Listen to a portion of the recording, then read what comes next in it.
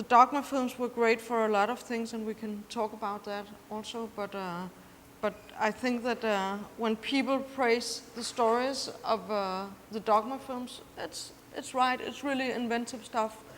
But also some of it is not that inventive stuff, but is actually a hell of a good acting.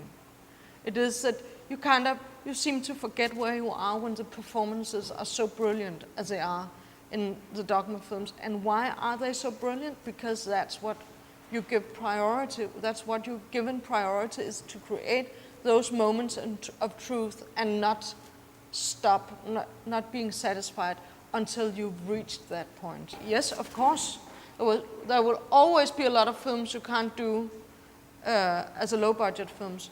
As a low-budget film, the thing is that if you think low-budget from the beginning, you can of course think within this economical frame, and even within a smaller economical frame. The way they made Festen and the way they conceived and developed the story, they would never have done if they hadn't had the restraints and the rules of game, what you call rules of game, that they imposed on themselves, not out of self-pity. Oh, it's so too bad I only have this amount of money, but I will have to make it look like more. But we want to make it like this. It's fun, and this is part of our artistic challenge. The best producers are very good listeners. The best producers listen and make their own strategies. I think that the creative people are considered chaotic people, and producers are seen very orderly persons, and in a sense it's right. The most important thing I think we should do is that we have to make some deadlines.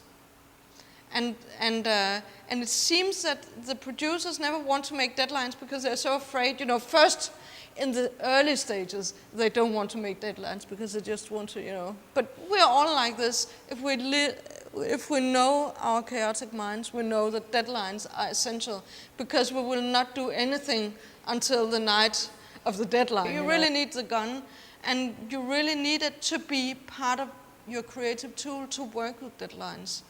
And I would just say this is a place where producers can really be helpful because they're actually good at this. They're good at saying you need a deadline. And it's not just a deadline of 3 months. We'll split it up into small deadlines.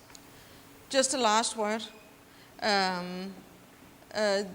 Kim Forbes, who was the editor, the scriptwriter of A Soap that you saw yesterday, he has been working with a lot of the best directors, including Susanne Bier, and he said once that we can have a lot of arguments when we're developing our films, but we can only have it for one reason, because, or at least that was what was for the projects he worked on.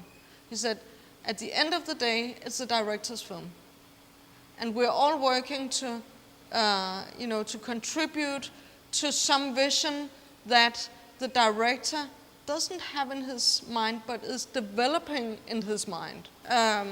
This whole process at the end of the day, is the director's film, would begin not with, I'm calling you because I have the script or I have this idea, but it's, I would like you to be on my next film.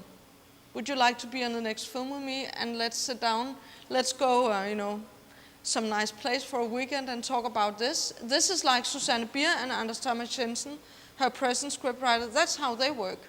It's like, okay, let's go for 2 weeks.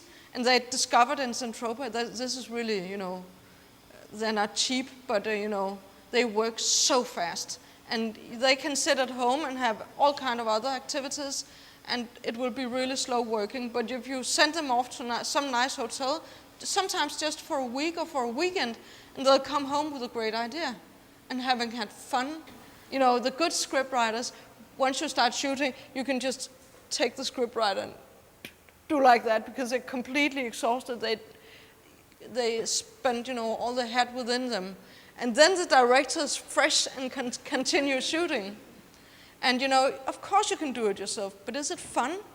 Is it fun? And then when you reach editing, then you have to edit it yourself. Is it fun? Isn't it much more fun to have a fresh mind coming in, giving you a fresh approach to the material. That's what I call professional filmmaking. Thank you, Vinca. Thank you very much.